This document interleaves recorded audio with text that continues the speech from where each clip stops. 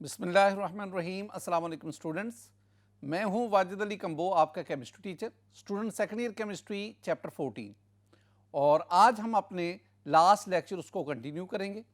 Student हम पढ़ रहे हैं सिंथेटिक पॉलीमर्स, और आज के इस लेक्चर में हम दो synthetic polymers which are very very important, polyamide resins and epoxy resins, इसको हम स्टडी करते हैं।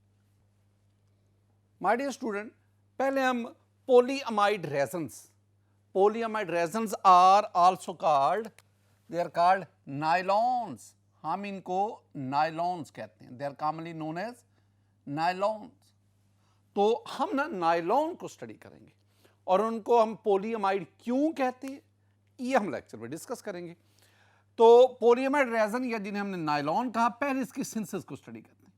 तो my dear student, these resins are formed by condensation of polyamines with aliphatic dicarboxylic acid. ये हमारी टेक्स्ट बुक उसकी wordings है, मैंने वही बोल दी है। यानी हम ना दो चीज़ों का रिएक्शन करवाएंगे, पॉलीअमाइन्स का और दूसरा हमारे पास डाई कार्बोक्सिलिक एसिड्स है। यानी एक्चुअली यहाँ पे हम ना दो चीज़ों को कंबाइन करते हैं। हम ना डाई अमाइन लेते हैं, डाई अमाइन, और उसका डाई एसिड से रिएक्शन करवाते हैं, दो चीज़ों का, और ये कंडेंसेशन रिएक्शन होता है। यानी इन दोनों के कॉम्बिनेशन के दौरान there is a loss of small molecule, लिहाजा दोनों के कंडेंसेशन प्रोसेस के नतीजे में जो हमारे पास प्रोडक्ट बनता है that is called polyamide resin, that is commonly called nylon.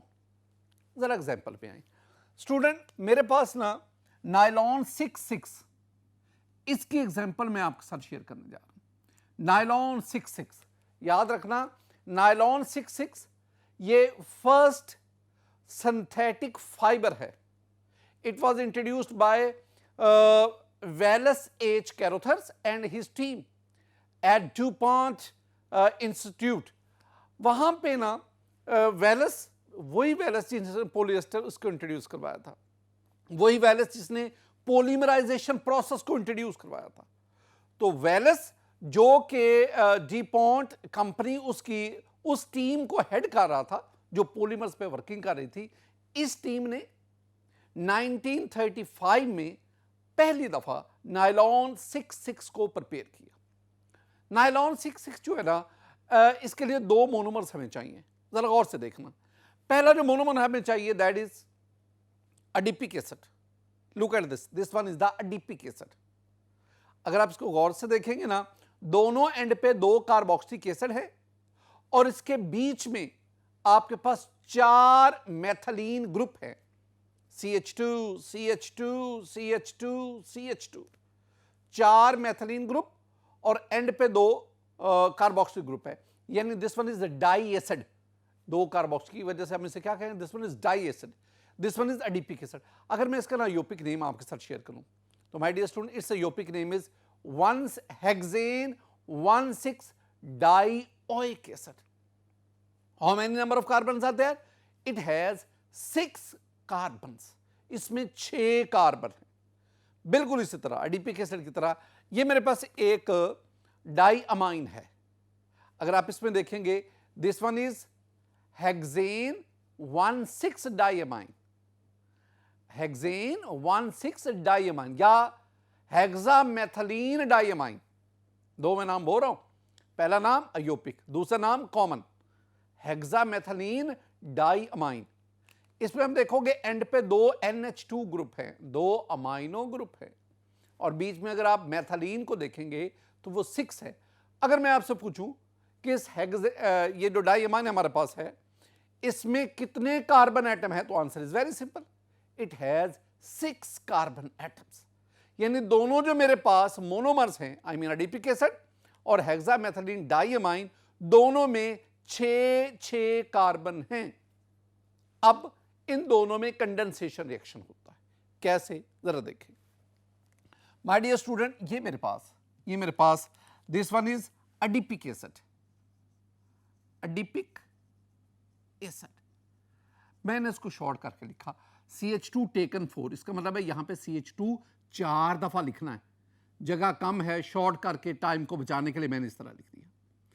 अब this one is acid, look at this, this one is hexa 6, hexa ये 6, this one is hexa CH2 methylene, hexa methylene, और एक amino ये, एक amino ये, di amine, di amine. This one is adipic acid, this one is an acid. Hexamethylene diamine, due to the presence of this amine group, this one is a base. Acid base reaction होगा.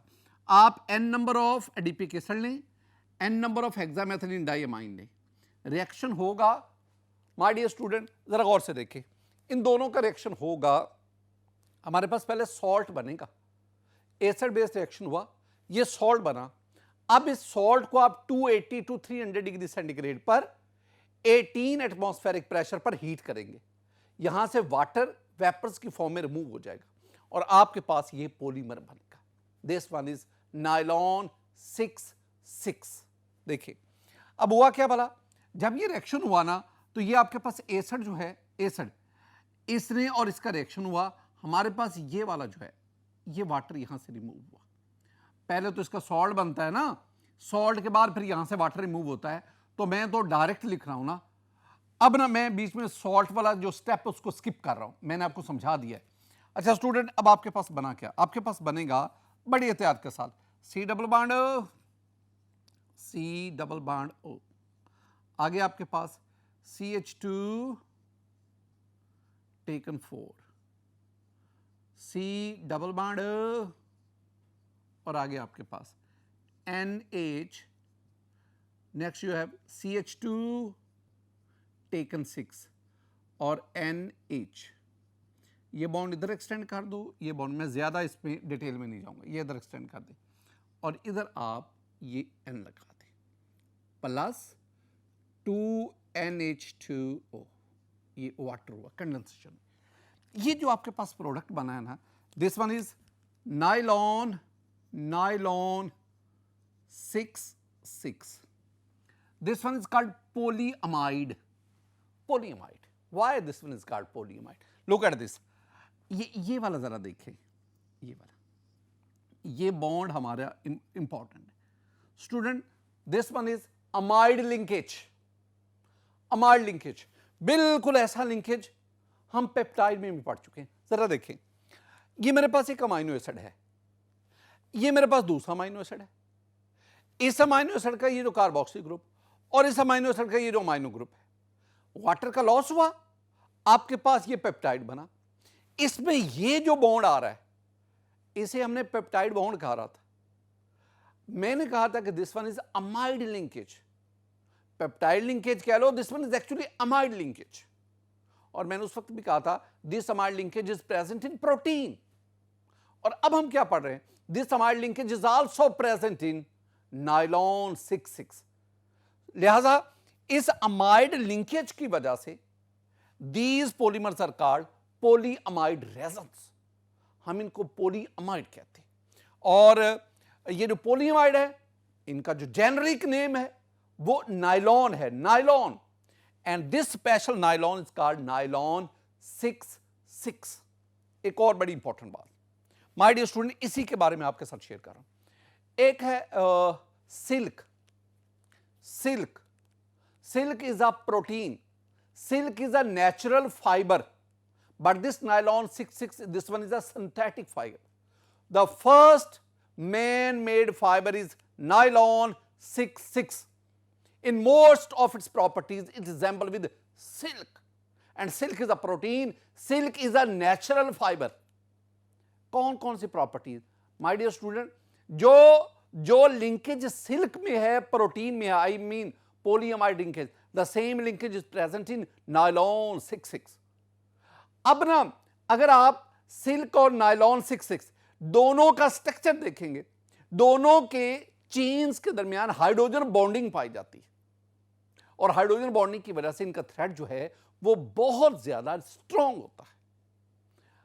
Elasticity में, strength में silk that is very, nylon 6,6 is very much comparable to the silk. ये silk है. Nylon 6 से पहले, nylon 6,6 से पहले जो फाइबर्स थे they were mostly obtained from the plants और फ्रॉम द एनिमल्स। लेकिन इसके बाद ये जो सिंथेटिक फाइबर है इसने उनको प्लांट्स और एनिमल्स फाइबर्स उनको रिप्लेस किया।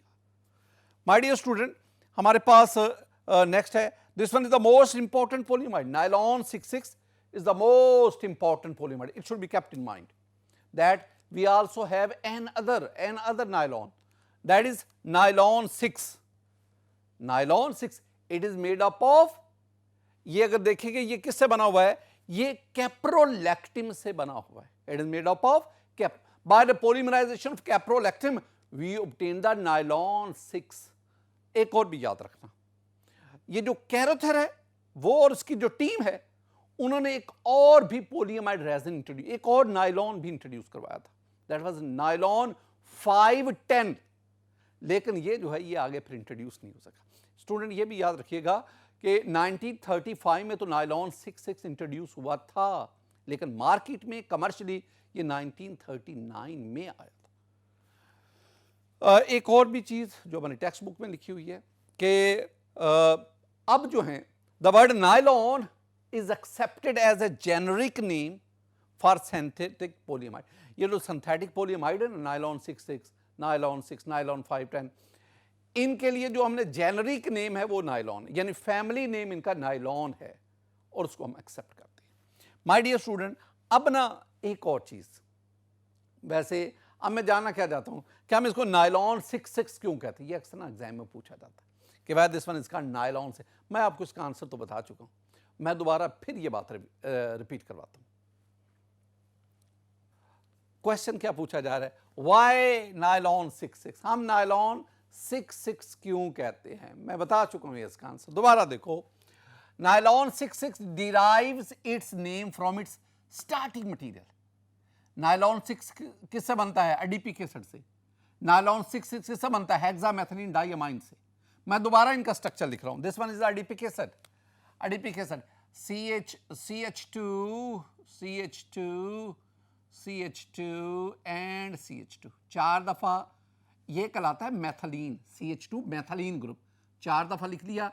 इधर कार्बोक्सिल ग्रुप लिख दें COOH और इधर भी carboxyl group COOH। My dear student, this one is the adipic acid. आप इसे एडीपिक एसिड भी कह सकते हैं और इसका नेम जो है hexane, 6 carbon hexane 1,6 dioic acid.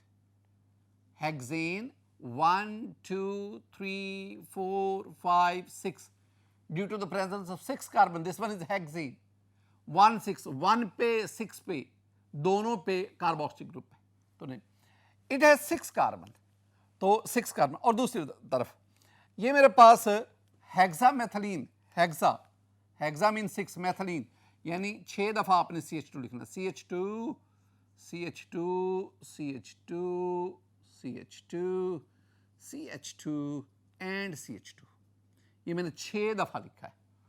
1 2 3 4 5 6 numbering कर दिए।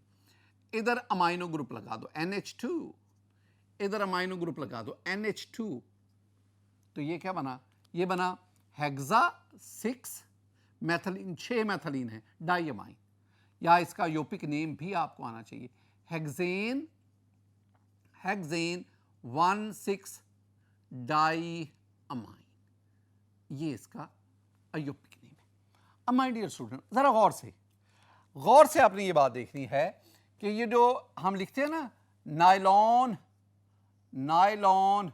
6, इसमें ये जो 6 है ना पहले वाला 6, ये हेक्सामिथाइलिन के 6 कार्बन की तरफ इशारा है, और ये जो दूसरा 6 है ये कार्बोक्सिलिक एसिड के 6 कार्बन की तरफ इशारा है।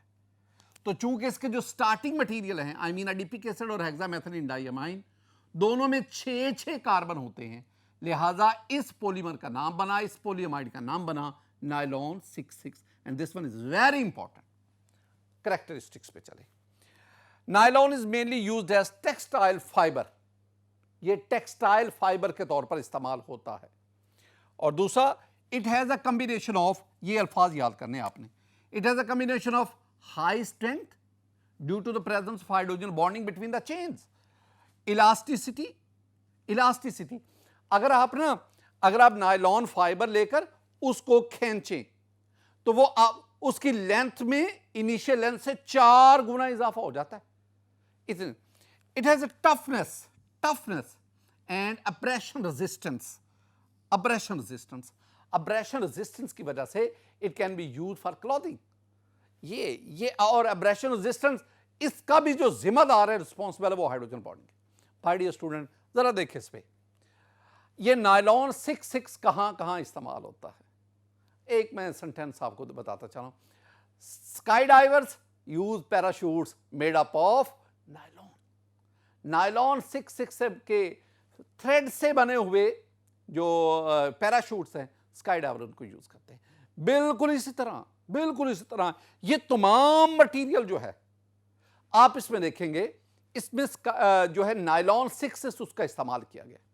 तो नायलॉन 6 उसके इंट्रोडक्शन से, उसके कमर्शलाइज होने से हमारी जो इंडस्ट्री जो पॉलीमर इंडस्ट्री है, वो उसमें इनकलाब बरपा हो गया।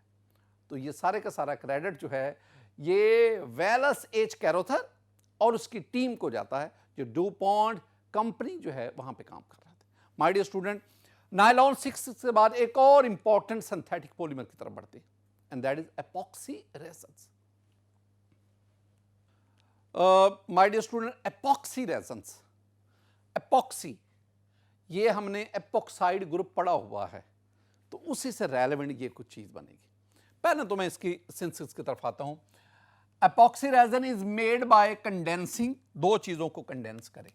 कंडेंसिंग, जब भी कंडेंसिंग का लफ्ज आता है ना, तो फौरन ज़हन में एक बात बिठा लिया करो कि कंडेंसिंग का मतलब है दो मॉलिक्यूल ने मिलना है, एक सिंगल प्रोडक्ट बनेगा, उस दौरान स्मॉल मॉलिक्यूल की एलिमिनेशन होगी, इसे हम कहते हैं कंडेंसेशन। कंडेंसिंग किस चीज को, एक है एपीक्लोरोहाइड्रोजन और दूसरा हमारी बुक के मुताबिक डाइफिनाइलोल प्रोपेन। जरा देखना, दिस वन इज एपीक्लोरोहाइड्रिन।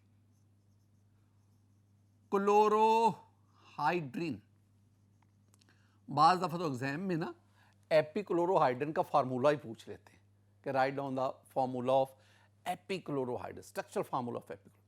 तो आपको ये आना चाहिए। इसमें ये वाला जो है ना, ये this one is epoxide group.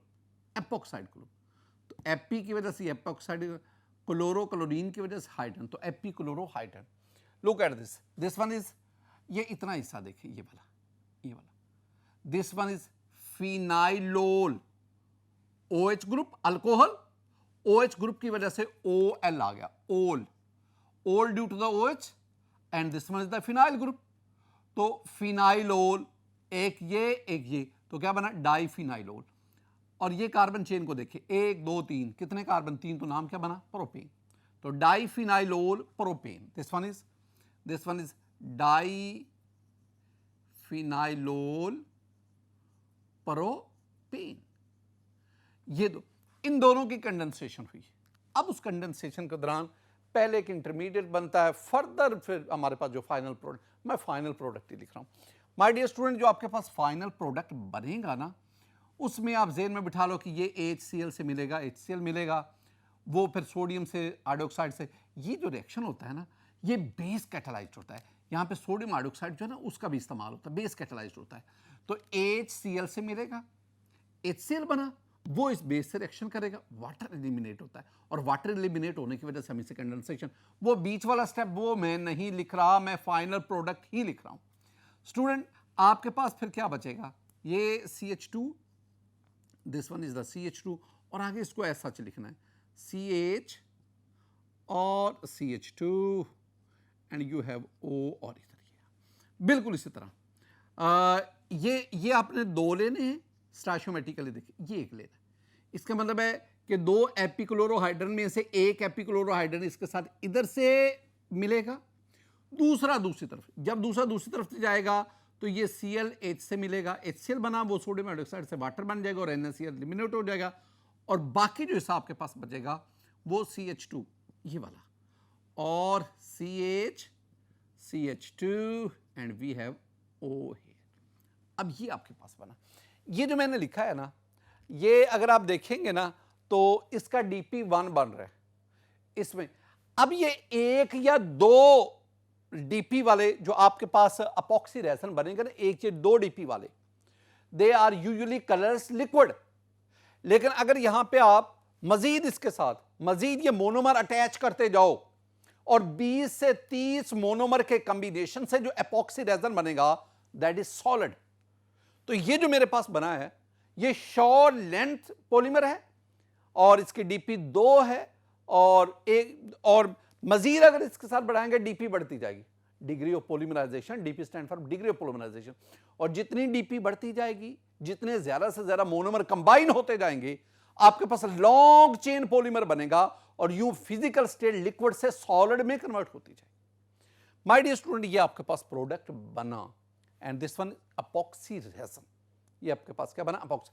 अब जरा इसमें देखें दो तीन बातें। पहली बात, ये जो अपॉक्सी रेजन्स आर फंडामेंटली पॉलीईथर्स, बुनियादी तौर पर ये पॉलीईथर्स होते हैं। ये इंपॉर्टेंट बात है, ये एमसीक्यू वगैरह पूछा जाता है।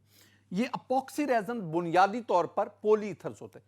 ईथर क्या? ईथर, ईथर हम कहते हैं, देखें ईथर हम कहते हैं जहां पे कार्बन, ऑक्सीजन और कार्बन, यानी ऑक्सीजन ने दो कार्बन के साथ। अब ये देखो, this one is oxygen, this one is carbon, this one is carbon, तो ये एक ईथर लिंकेज बना। This one is carbon, this one is carbon और इनके दरमियान oxygen, this one is another ether linkage. तो इसका मतलब क्या हुआ? ये जो दोनों मोनोमर्स हैं ये ईथर लिंकेज के जरिए आपस में बॉन्डेड होते हैं, लिहाजा ये जो पॉलीमर बना दिस इज कॉल्ड पॉलीईथर्स। लेकिन ये बुनियादी तौर पर पॉलीईथर्स ही हैं, लेकिन हमने इसे पॉलीईथर रेजन तो नहीं कहा।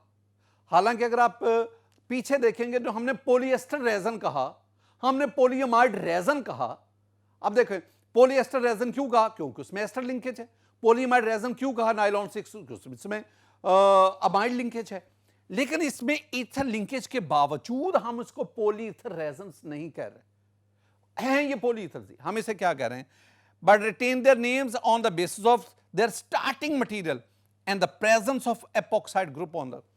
अब अगर आप इसको देखेंगे ना, इसको स्टार्टिंग मटेरियल हमारे पास यही आ रहा है, एपिक्लोरोहाइड्रल, इसमें ये वाला है, this group is called epoxide group. ये एपॉक्साइड है और यही एपॉक्साइड जो है ये पॉलीमर के अंदर भी रिटेन करता है, बरकरार रहता है।